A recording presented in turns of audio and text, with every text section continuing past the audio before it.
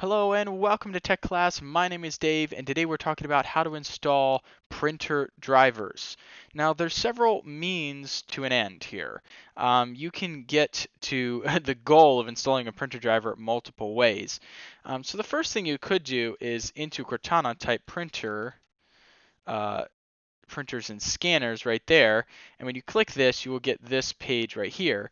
And usually it's traditional to connect and set up your printer first of all to the Wi-Fi in your house, and then what you would want to do is hit add a printer, and it will find it on your computer network, assuming your computer is on the same Wi-Fi network. And so here it is, it's finding our HP LaserJet MFP M477FDW, which is an incredibly long name. And then you just add the device. Okay, so that's the first way to do it. But sometimes it just doesn't work for whatever reason, and it's on a network, it's connected, it says it's ready to go, or you lose the driver or whatever.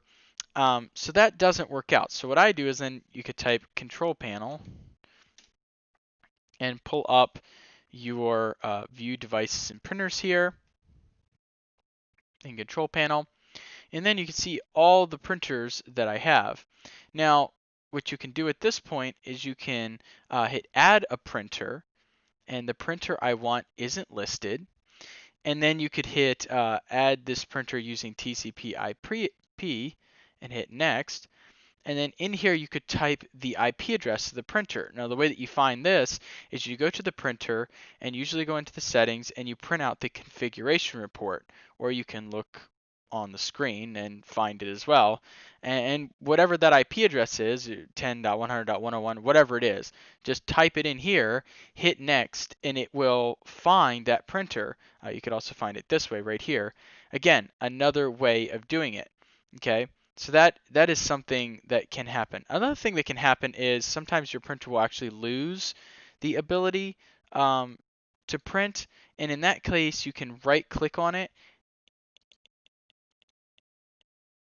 and hit printer properties, and it will pop up, and you can check on the so here we see it's 192.168.1 .10 right there. That's the actual IP address of the printer, and it's got a certain port. But let's just say you were to lose that printer, you could actually add a port and key in the IP address of the printer, assuming you still had the driver installed and you hadn't lost the connection there. So you can do that as well. That's another way to do things if all else is failing, right? Okay. Another thing you can do is remove the right click and remove the device, which is always a good idea, and redo it. So that's another thing that could happen. Another thing you could do is you could go online and you could search for into Google, and this is what I've done. HP, there it is, color LaserJet Pro, 477F DW driver.